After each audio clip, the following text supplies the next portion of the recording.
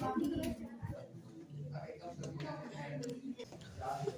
जय हिंद प्यारे दोस्तों, वेलकम टू एलपीटीसी क्लासेस। आज पढ़ेंगे हम लोग क्या जो नई बैच शुरू हुई है उसका सेकंड क्लास, यानी कि आज फर्स्ट चैप्टर पढ़ाएंगे मैथ का, गणित का।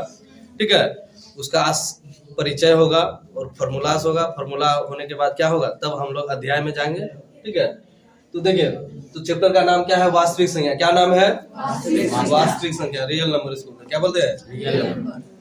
इस रियल नंबर जानने से पहले हमको ये नंबर के बारे में जानना है। ये नंबर शुरू से हम लोग पढ़ रहे हैं, बचपने से। मतलब हम लोग जन्म लेते हैं, बच्चा बोलने लगता है, बोलो बच्चा ये, बोलो बच्चा तो, क्या बोलने लगता है? बोलता है ना। मतलब शुरू से हमको बताने लगता है, लेकिन पता नहीं रहता है कि बोल क्या रहे हैं हम लोग, है ना। कौन सा नंबर है, सम बोल रहे हैं, विषम बोल रहे हैं, भाज्य बोल रहे हैं, अभाज्य बोल रहे हैं। लेकिन हम लोग सबका यूज कर चुके हैं, है ना। एक दो जो नया यूज नहीं किए हैं या किए हैं, जानकारी नहीं, वो भी जानकारी आज हो जाएगा। ठीक है, तो देखिए, तो प्राकृत संख्या। तो प्राकृत संख्या, प्राकृत का मतलब होता है नेचुरल, है ना, जो अपने आप बरसा है ऊपर भगवान से। कहाँ से बरसा? भगवान द्वारा जो बरसता है, जैसे कि सूर्य, जल, वायु, ये सब क्या है? प्राकृतिक चीजें। क्या है? प्राकृतिक चीजें। इस पर मानव का कोई अधिकार नहीं है मानव का। मतलब इस प्राकृतिक नंबर किसको बोलते हैं? तो गिनती वाले संख्या क्या बोलते हैं? तो गिनती शुरू कहाँ से करते हैं? एक से। कहाँ शुरू करते हैं? 1 2 3 4 5 ये अनंत तक चलता है। कहाँ तक चलता है? अनंत। मतलब इसका अंत नहीं है, कहाँ तक ये संख्याएं चलती रहेगी। तो गिनती, और गिनती की शुरुआत कब से हुआ? पता नहीं कब से हुआ। इसीलिए इसको क्या कहा जाता है? ये प्राकृतिक चीजें। क्या है? ये गिनती जो हुआ, मतलब जब पढ़ा लिखा लोग नहीं भी था तब भी गिनती हो रहा था। गिनती हो रहा था, दूसरे तरीके से हो, उसके अपने भाषा में हो, लेकिन गिनती हो रहा था, है ना। वो भी गिनता था कि हमारे झुंड में कितने लोग हैं। जब मतलब कि लोग जंगलों में रहते थे, आदि मानव सब, वो भी गिनते थे कि कितने लोग हैं हमारे झुंड में, जैसे भी याद है। लेकिन ये तो इसी गिनती की संख्या को, मतलब गिनती के नंबर को क्या कहा जाता है? प्राकृतिक संख्या, नेचुरल नंबर। क्या कहते हैं? बोलो, भूलेगा कभी? प्राकृतिक संख्या, गिनती वाले संख्या क्या कहते हैं? गिनती शुरू 1 से होती है। कहाँ से होती है? 1 से होती है। ठीक है, तो ये हो गया आपका प्राकृतिक संख्या। फिर आ जाइए पूर्ण संख्या। कहाँ से? तो प्राकृतिक संख्या पहले आ चुका था, लेकिन पूर्ण संख्या बाद में आया। कब आया? बाद में। किसने? पूर्ण संख्या कौन है? पूर्ण है पूरा। 0 जब आया तो वो संख्या, मतलब कि पूर्ण का मतलब होता है पूरा। पूर्ण का मतलब हो गया पूरा। वो संख्या जो था 0 के बिना अधूरा था। क्या था? अधूरा था। मतलब 1 2 9 आता था, 9 के बाद सीधे क्या आएगा? 11 ना आएगा, है ना। मतलब कि 11 के पास पहुंचने के लिए कौन छूट रहा? 10। मतलब कुछ न कुछ अधूरापन था। क्या था? अधूरापन था। उस पूरा जब कब हुआ? जब आर्यभट्ट ने, किसने? आर्यभट्ट नाम सुना है कि नहीं? अपना बिहार के ही है, पटना के रहने वाले है। नहीं मतलब चल बसे, ये ईसा पूर्व में ही इसका जन्म हुआ था। ठीक है, अभी तो ईस्वी चल रहा है। आर्यभट्ट, इसी ने 0 का आविष्कार किया। तो ये 0 जब आया तो 0 जो है कि इन संख्याओं को पूर्ण कर दिया। कब क्या कर दिया? पूर्ण। तो 0 से शुरू होने वाली संख्याओं के क्या कहते हैं? पूर्ण संख्या कहते हैं। तो 0 1 2 3 4 5 ये भी अनंत तक चलेगा। ठीक है, तो 0 से शुरू होने, सुन लो, 0 से शुरू होने वाली संख्या क्या कहते हैं? पूर्ण संख्या कहते हैं। ठीक है, 0 गिनती में नहीं आता है। 0 गिनती में नहीं आता। हम लोग किसी भी शुरू करते हैं, गिनने की शुरू करते हैं तो 1 से करते हैं, 0 से करते हैं कि 0 1 2 एगो घटिया जाए। लेकिन 0 आया तो 0 ने क्या किया? चंद्रमा तक पहुंचा दिया, क्योंकि उतनी माप इन संख्याओं से नहीं हो रहा था। जब 0 नहीं था तो पता नहीं चल रहा था कि पृथ्वी से सूर्य कितना दूरी पे, चंद्रमा कितना दूरी पे, मंगल कितना दूरी पर है। जब शून्य का आविष्कार हुआ तो जाके क्या किया गया? इन मापों को आसानी से जानकारी हो गया, तब जाके क्या किया लोग? अभी तो चंद्रमा पहुंच गया, पृथ्वीवासी मंगल ग्रह पे पहुंच गया। इन्हीं सब ये मात्र एक 0 के कारण। ठीक है, तो पूर्ण संख्या क्या है? समझ गए? समझ गया कि नहीं समझ गया? है ना। अब जैसे 0 आया तो जो मनुष्य का दिमाग है वो कुछ ना कुछ क्या करता है? क्रिया करते रहता है, काम करते रहता है। भाई क्या होगा आगे, क्या होगा पीछे, है ना। नेगेटिव चीजें भी मनुष्य के दिमाग में आता है, और नेगेटिव चीजें क्या करता है? खोज कर देता है। क्या कर देता है? खोज। मतलब कि कुछ अच्छा कर रहे हैं तो साथ साथ बुरा सोच लेता है। भाई इसका हम बुरा करेंगे तो क्या करेंगे? सोच लिया बुरा। क्या सोच लिया? मतलब आगे जा रहा है तो देख रहा है 1 2 3 4 5 क्या हो रहा है? आराम से चल रहा है। ये जीरो के एक आगे जा रहा है। जैसे कि हम लोग देख रहे हैं कि एक में एक जुट रहा है, क्या हो रहा है? दो, दो में एक जुट रहा है, क्या हो रहा है? तीन, है ना। तो इसने क्या किया कि दो में एक जोड़ने से अच्छा है कि दो में तीन को घटा दिया है ना। क्या कर दिया? दो में तीन को घटा दिया। तो यहाँ पर भी एक नंबर प्राप्त हुआ। कौन सा नंबर प्राप्त हुआ? -1। क्या प्राप्त हुआ? -1 हुआ। तो अब बताओ ये तो इसका भी कोई ना कोई अस्तित्व है, ये भी अस्तित्व आ गया। मतलब माइनस वाले भी संख्या, मतलब ऋणात्मक संख्या भी क्या आ गया? अस्तित्व में आ गया। तो जीरो से पहले, जीरो से पहले मतलब कि ये जो ऋणात्मक संख्या है ये जीरो से भी छोटा हो गया। क्या हो गया? जीरो सबसे छोटी संख्या कहते हैं, लेकिन ये माइनस वाला जीरो से भी छोटा। ठीक है। तो ये माइनस वाली संख्या मतलब कि ऋणात्मक संख्या, ऋणात्मक माइनस वाली संख्या क्या कहते हैं? ऋणात्मक संख्या। ठीक है। और शून्य, इसको जीरो को क्या कहते हैं हिंदी में? शून्य। और ये सब संख्या जो चल रहा है माइनस नहीं लगा हुआ है तो इसको धनात्मक संख्या कहते हैं। किसको क्या कहते हैं? इसको धनात्मक संख्या। क्या कहते हैं? धनात्मक संख्या। धनात्मक संख्या। तो इन्हीं तीनों के संख्याओं के समूह को क्या कहते हैं? पूर्णांक संख्या कहते हैं। क्या कहते हैं इसको? पूर्णांक संख्या। तो 7th में पढ़ेंगे एक पूर्णांक रेखा, पढ़ेंगे ना। इस तरह से एक रेखा का निर्माण किया जाता है ना। बीच में एक पूर्णांक रहता है जिसका नाम क्या था? जीरो। जीरो से दाईं तरफ जाते हैं तो प्लस होता है। क्या होता है? प्लस। मतलब 1 2 3 4 5 6 इस तरह से इत्यादि चलते रहता है अनंत। फिर जीरो से पीछे आते तो -1 -2 इस तरह चलता था। -3 -4 है ना, माइनस। तो ये सभी संख्या जो दिख रहा है आपको, जीरो भी दिख रहा है, माइनस में दिख रहा है, प्लस में दिख रहा है, इन सभी संख्याओं को पूर्णांक संख्या कहा गया। क्या कहा गया? पूर्णांक संख्या। समझ गए? पूर्णांक संख्या समझा गया? समझा तो रे कन्हैया, कोई दिक्कत? बोल का रहा है, तबीयत खराब है? ठीक है। तो जीरो यानी शून्य, ऋणात्मक और धनात्मक। ऋणात्मक संख्या किसे कहेंगे? जो माइनस में है ना। जो जीरो से भी छोटा है वो क्या है? ऋणात्मक है। धनात्मक जो प्लस है, जीरो से बड़ा है, जीरो से बड़ा है, वो धनात्मक संख्या। ठीक है। अब आते हैं हम लोग का पूर्णांक संख्या हो गया, मतलब कि ऋणात्मक संख्या, शून्य संख्या और धनात्मक संख्या के समूह को उदाहरण यहाँ लिख दिए। इसी के नीचे जगह होगा तो इसको लिख देना, इस लाइन को, या डायरेक्ट सब संख्या लिख भी सकते हैं, इस लाइनें लिख देंगे।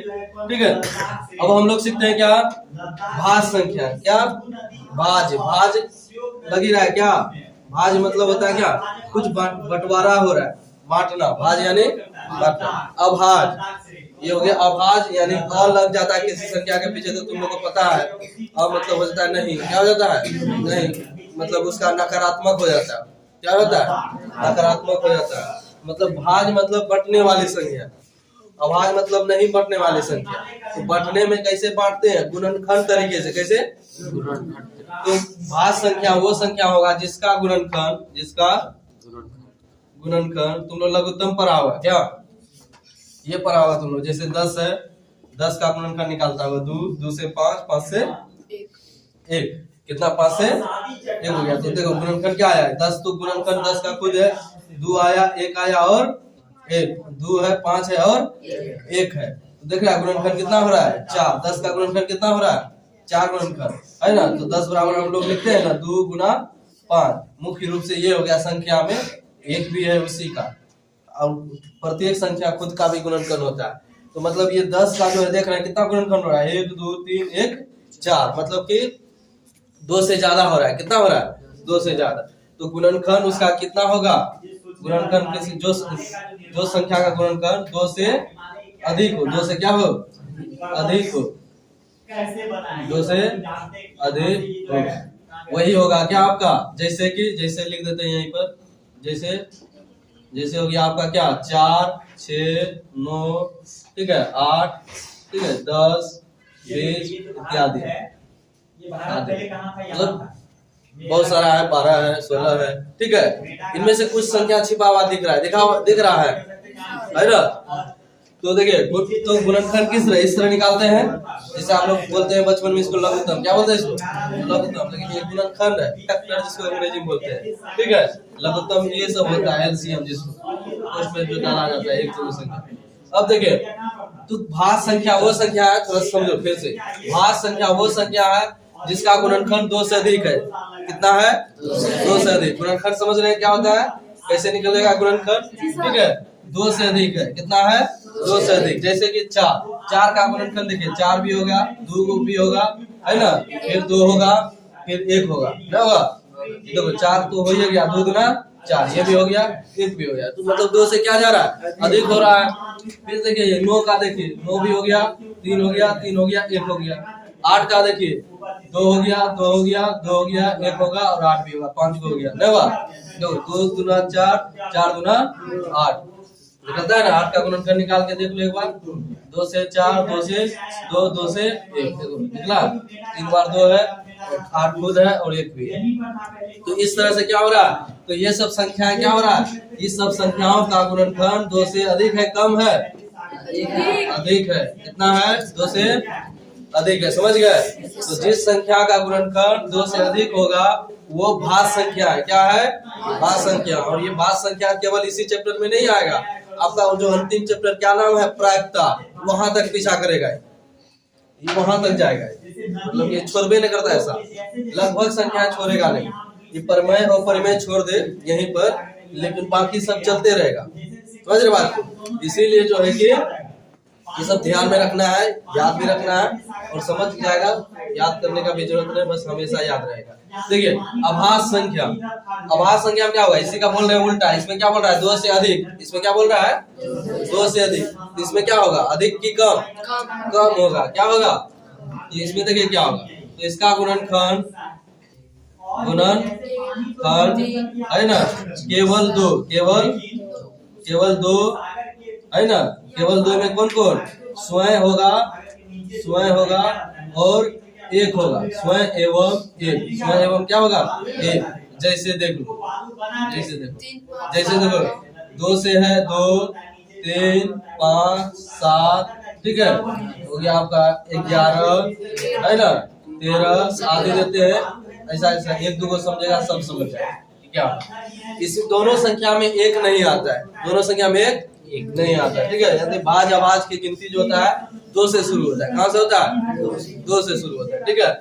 तो देखिए, तो अभाज्य संख्या वही है जिसका गुणनखंड केवल 2 होगा। कितना होगा? 2 को होगा केवल, वो भी कौन कौन 2 को? एक स्वयं खुद होगा और एक होगा। क्या होगा? 1। जैसे कि 2 का गुणनखंड देखो क्या होगा? 2 से मिलेगा 1, तो 2 का गुणनखंड देखो 2 हुआ, यानी स्वयं और 1 हुआ। कितना हुआ? स्वयं, यानी स्वयं का मतलब खुद, वो खुद जिसका गुणनखंड निकाल रहे हैं वो खुद है और 1 है, बस यही 2 को निकला, केवल 2। कितना निकला गुणनखंड? केवल 2 नहीं, केवल 2 बोल रहा है। केवल 2 का मतलब 2 से अधिक है, मतलब कि कम हो सकता है, ठीक है। जैसे ले लो 11, क्या ले लो? 11 को खिलाओ, किससे करेगा? 11 से ही, किसे होगा? 11 से ही। तो देखो 11 आया और 1 आया, कितना आया? 11 और 1, 11 भी क्या हो गया? कौन सी संख्या? भाज्य या अभाज्य? अभाज्य संख्या। कौन सी संख्या? अभाज्य संख्या। 3 कौन सी संख्या? 3 कौन सी संख्या? 6 कौन सी संख्या? अभाज्य। 9 कौन सी संख्या? 17, 21 भाज्य होगा। अभाज्य कैसे हो गया? 21 क्या होगा? हरा गया तुम। 21 कौन सी संख्या? भाज्य संख्या। 21 नहीं करेगा 3 से, 7 से, क्या खुद से, 1 से भी, सिर्फ खुद से यानी स्वयं से और 1 से करेगा तो वही अभाज्य होगा। वही क्या होगा? अभाज्य होगा। 39 कौन सी संख्या? 39 भाज्य संख्या। 13 से नहीं करेगा, 3 से नहीं करेगा, क्या तुम लोग तरक्की करेगा? यह समस्या। कौन सी संख्या है? 39। 41 कौन सी संख्या है? अभाज्य है। 41 किसी के पारा में, तुम लोग पारा याद है ना, दुक्का 2 से 20 तक, ये याद रहेगा तो हो जाएगा, पता चल जाएगा कौन भाज्य है कौन अभाज्य। दुक्का 2 याद करवाए क्या? बोलो दुक्का 2, ठीक है, याद रखना है सब चीज। बचपने में कहा रटवाता है, अब ये काम देने के लिए ना, क्या न बोलता है, हो कितना दुक्का ऊपर याद है ना, याद कर लो ताकि वो आगे काम हो रहा है। बच्चा को बताता है कि तुमको पढ़ाएंगे भाज्य संख्या, नहीं ना, उसको बस जो है कि वो मार के दुक्का तो याद करवाता है 20 तक, मार के तक कचरा बाहर करके देखना वो सबका, पढ़ाएगा ना तो बता दो। यदि खरोश मास्टर के पास पढ़ा हुआ तो खूब कूटा, अच्छा मास्टर पकड़ा गया हुआ तो याद करने में लेट हुआ होगा क्या। खरोश मास्टर याद करवाता, मारता है इतना मार ना, बेट का मार से हम लोग मार खाए हैं ना, मत पूछो। ठीक है, अब देखिए तो समझ गए। तो भाज्य संख्या, फिर से भाज्य संख्या क्या है, वो संख्या जिसका गुणनखंड क्या होगा, एक दो होगा कि दो से अधिक होगा, दो से अधिक होगा। भाज्य संख्या में दो से अधिक होगा, जैसे कि 4, 6, 8, ठीक है, 9, 10, 12 है ना, 14, 15, ये सब क्या है इत्यादि आपकी कौन सी संख्या है, भाज्य संख्या। अभाज्य संख्या वो जो जिनका गुणनखंड केवल क्या हो, दो, केवल क्या हो, दो, वो भी दो में एगो स्वयं रहेगा, एगो एक रहेगा, क्या रहेगा, एक रहेगा। समझ गए आप लोग। चलिए अब आते हैं हम लोग क्या, सम संख्या। बाबू बचपने से तुम लोग पढ़ रहा होगा सम संख्या और विषम संख्या। तो का पढ़ा पढ़ो, सम हो गया, क्या हो गया, सम हो गया। तो सम संख्या क्या है, कैसे पहचानेंगे सम संख्या, वो संख्या क्या होता है, दो से विभाज्य होगा, यानी कि भाग लग जाएगा उसका, दो से क्या लग जाएगा, भाग, यानी कि दो से विभाज्य, विभाज्य मतलब भाग लग जाना, ठीक है। और क्या रहेगा, ये जो है विषम संख्या, इसमें लिख देते हैं जैसे सम संख्या दो से विभाज्य संख्या को क्या कहेंगे, सम संख्या कहेंगे, क्या कहेंगे, जैसे कि देखिए, जैसे 2, 4, 6, 8 है ना, 16, 50, 500 है ना, ठीक है, कुछ भी हो इत्यादि आदि क्या हो जाएगा, 550 जितना भी लेगा, 54 है ना, 55 नहीं होगा क्योंकि 55 को भाग देंगे तो शेष बच जाएगा, क्या बच जाएगा, शेष बच जाएगा। तो दो से विभाज्य हो, यानी कि दो से पूरा पूरी कट जाए, शेष 0 आए, क्या है, शेष 0 आए, तो उसी को सम संख्या कहेंगे, क्या कहेंगे उसको, सम संख्या कहेंगे। समझ गए सम संख्या। अब देखिए विषम संख्या, इसी का उल्टा होगा, ये दो से भाग लग रहा है तो दो से भाग लगेगा, ये विषम संख्या इसमें होगा दो से भाज्य नहीं होगा, मतलब दो से विभाज्य नहीं होगा, लेकिन ये दो से विभाज्य नहीं है, ठीक है, नहीं हो। जैसे कि देख लीजिए, जैसे देखिए 1, 3, 5, 7, ठीक है, 9, 17 है ना, 25, 55 आदि, कहीं कहीं ले लिए आदि, मतलब हो गया, चलते रहेगा इस तरह से, संख्या का तो अंत नहीं भाई, बहुत सारा आएगा, समझे। तो विषम संख्या क्या, जो दो से विभाज्य नहीं हो। तो बताओ, एक भाग लगेगा दो से, नहीं, ठीक है, 3 लगेगा नहीं, 5 लगेगा नहीं, लगेगा, शेष बच जाएगा 1, 7 यहाँ भी 1 बचेगा, 9 यहाँ भी शेष 1 बच रहा है, 17 यहाँ भी लगभग संख्या दो से भाग देने पर क्या हो जाएगा, 1 बच ही जाएगा, क्या बचेगा, 1 बच ही जाएगा, ठीक है। तो ये हो गया आपका सम और विषम। सम संख्या किसे कहेंगे, तो बताओ 50 कौन सी संख्या, सम विषम, सम है ना। 179 कौन सी संख्या, विषम। 199 कौन सी संख्या, 250 कौन सी संख्या, 278 कौन सी संख्या, चलो तुम लोग समझ गया, तो दो से भाग लगे। अब देखिए परिमेय और अपरिमेय, पहले इतना उतारिए आप लोग। तो देखिए यहाँ तक हो गया था, अब देख लेते क्या परिमेय संख्या, परिमेय संख्या, और फिर उसके बाद करेंगे अपरिमेय संख्या। मुख्य रूप से यहाँ पर जो मिलेगा परिमेय संख्या और अपरिमेय संख्या ही मिलेगा। तो देखिए तो परिमेय संख्या है क्या, देखिए परिमेय संख्या लिखे, परिमेय संख्या क्या है, तो लिखे वे संख्या है जिसे P/Q के रूप में लिखा जा सके और Q = 0 हो, है ना, उसे ही क्या कहेंगे, उसे ही क्या कहेंगे, परिमेय संख्या कहेंगे। जैसे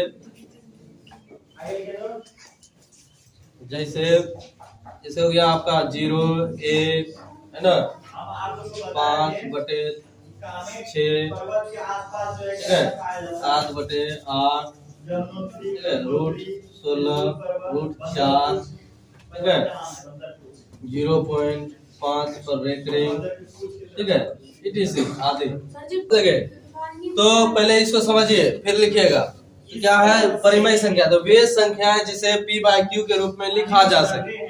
p/q क्या है? p/q एक मानावाचक चर संख्या, मतलब कि एक क्या दिखा रहा है, p/q का मतलब हो गया भिन्न के रूप में। क्या हो गया?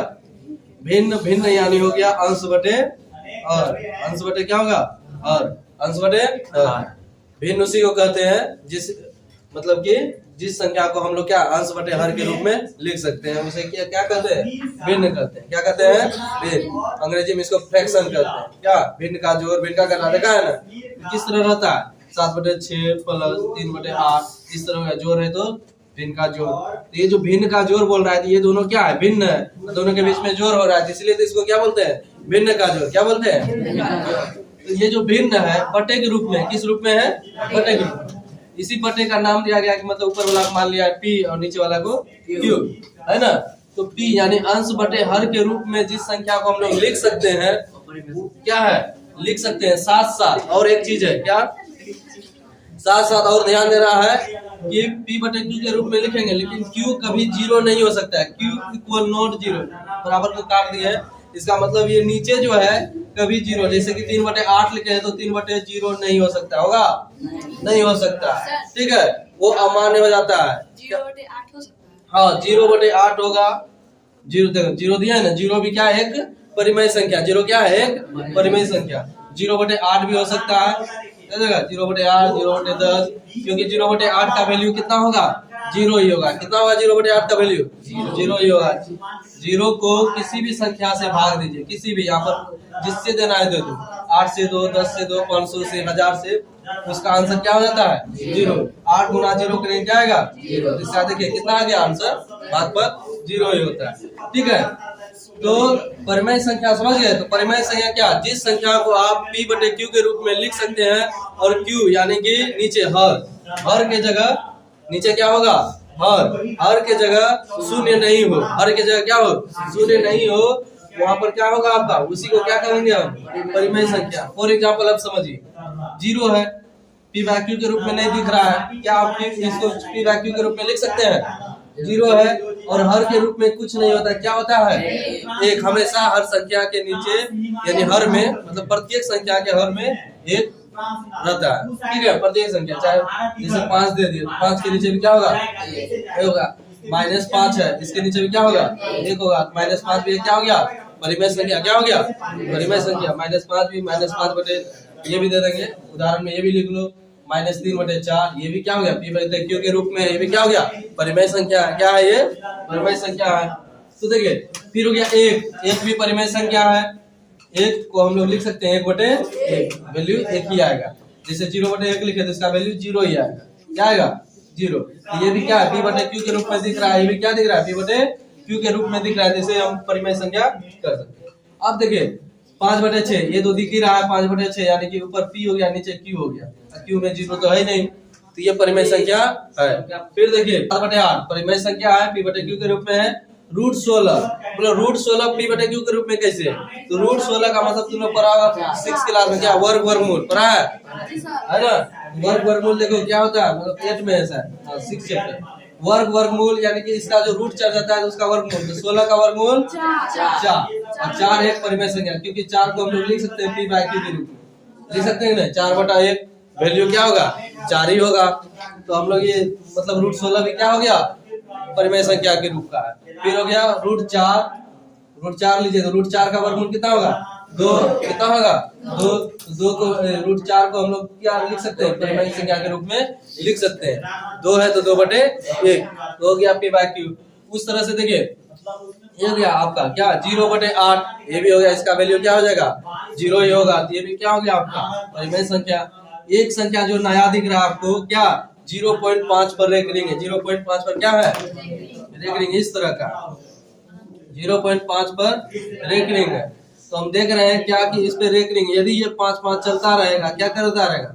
ये चलता रहेगा। तो ये दूसरे तरह से देखें तो ये इसीलिए इस पे क्या करता है? रेकरिंग चलाता है। क्या करता है? यानी किसी संख्या को किसी से भाग देंगे, यदि उसका भागफल इस रूप में आ रहा है 0.5, 5, 5, 5 चलता रहा, तो हम लोग उस पे क्या कर सकते हैं? उस 5-5 को लिखने से अच्छा है क्या? 5 पर एक रिंग दे देंगे तो वो इंडिकेट करता है कि वो अभी चल रहा है। क्या कर रहा है? चल रहा है। लेकिन इसे हम P बटे Q के रूप में लिख सकते हैं। कैसे? तो देखो इसके नियम है। आप लोग रेकरिंग वाला अभी 9th क्लास में पढ़े होंगे, हटाने वाला, उसको P बाय Q के रूप में लिखते हो। जैसे देखिए 10 उड़ाए तो कितना होगा? 10। ठीक है। रेकरिंग उड़ाते हैं तो क्या हो जाता है? 5 है। रेकरिंग उड़ाते हैं नीचे क्या हो जाएगा? 5 के पहले देखिए कितनी संख्या है? एक ही है, 0 सिर्फ एक घट जाएगा। कितना हो जाएगा? एक घट जाएगा। एक जितना संख्या मतलब इकाई संख्या है तो एक घटता है। दाई 2 को संख्या जैसे मान लो 10 रहता है, 2 संख्या रहता, दाई कितना घटता? 10 घटता। कितना घटता? 10। तो यहाँ पर देख रहे हैं क्या किस रूप में है ये? 5 बटे, तो ये गया 5 बटे 10, क्या हो गया? 9। तो यही हो गया आपका क्या? क्या हो गया ये? परिमेय संख्या के रूप में। क्या हो गया? देखो 9 से भाग दो किसको? 5 को। देखो 0 पॉइंट दोगे तो 0 आएगा, 9 बचे 45। देखो 5 बचा, फिर 0 उतारो, 9 बचे 45, 9 बचे 45, 9 बचे 45, चलते रहेगा। देख रहे हैं? तो देखो इसका आंसर इसका जो हम लोग निकाले 0.5 पर एक रिंग को तोड़े तो क्या आया? 9 बटे 5, ये 5 बटे 9 कितना आया? 5 बटे 9। अब 5 बटे 9 को तोड़े तो फिर यही आ गया। समझ रहे बात को? तो कहने का मतलब ये जो 5 बटे 9 है तो 5 बटे 9 क्या है? एक परिमेय संख्या। 5 बटे 9 क्या है?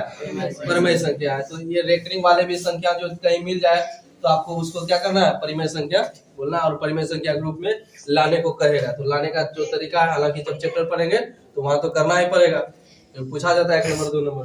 ठीक है। तो परिमेय संख्या होता है, फिर पढ़ते हैं हम लोग क्या? अपरिमेय संख्या।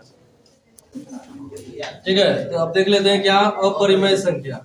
अपरिमेय संख्या। तो अपरिमेय संख्या क्या होगा? इसी का उल्टा होगा। क्या होगा?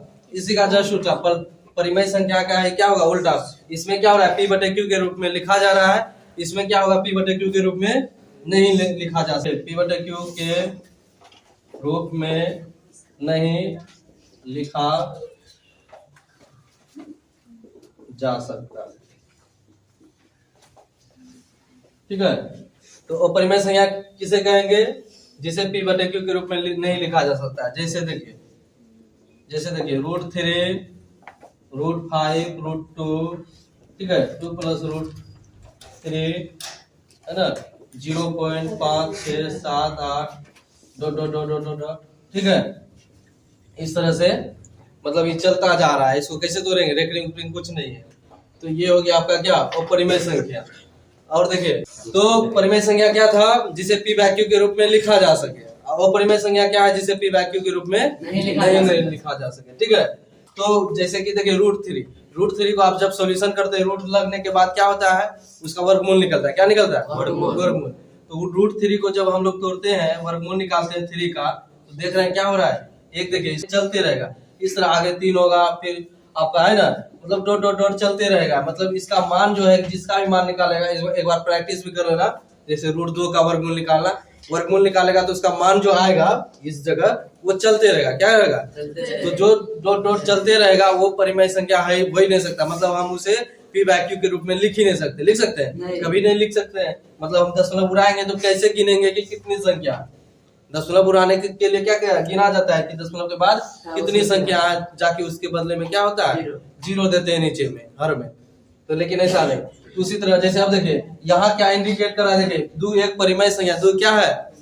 परिमेय संख्या है। √3 एक अपरिमेय संख्या। अब परिमेय और अपरिमेय को जोड़ेंगे तो ये भी हो जाएगा अपरिमेय। क्या हो जाएगा? अपरिमेय हो जाएगा। तो ये 2 + √3 भी क्या है? अपरिमेय संख्या है। इसे भी हम लोग P बटे Q के रूप में नहीं लिख सकते हैं। तो इस तरह हो गया आपका परिमेय संख्या और अपरिमेय संख्या। अब रही बात, देखो फिर से झोला उठा। अब देखो वास्तविक संख्या क्या है? क्या है? पूछ रहा है वास्तविक संख्या। यही चैप्टर है। झोला उठा और ये परिमेय संख्या और अपरिमेय संख्या को झोला में डाल दो। कहाँ डाल दो? झोला में। तो हो गया आपका वास्तविक संख्या। मतलब परिमेय संख्या और अपरिमेय संख्या के समूह को ही क्या कहते हैं? वास्तविक संख्या कहते हैं। मतलब जितने भी परिमेय संख्या है, जैसे 0, 1, 2, ठीक है, 1/2, √16। अब अपरिमेय संख्या उठा लो, √3, √5, ठीक है, जो 0 है ना, 5, 6 ... इस तरह से इस सभी संख्या के समूह को क्या कहेंगे? वास्तविक संख्या कहेंगे। क्या कहेंगे? इस वास्तविक संख्या। समझ गए? चलिए उतार लीजिए। ठीक है। तो आज का क्लास यहीं तक। अगले दिन हम लोग पढ़ेंगे क्या? इसके अध्याय को और फॉर्मूला को। ठीक है। तो वीडियो को लाइक करें एंड सब्सक्राइब करें। धन्यवाद।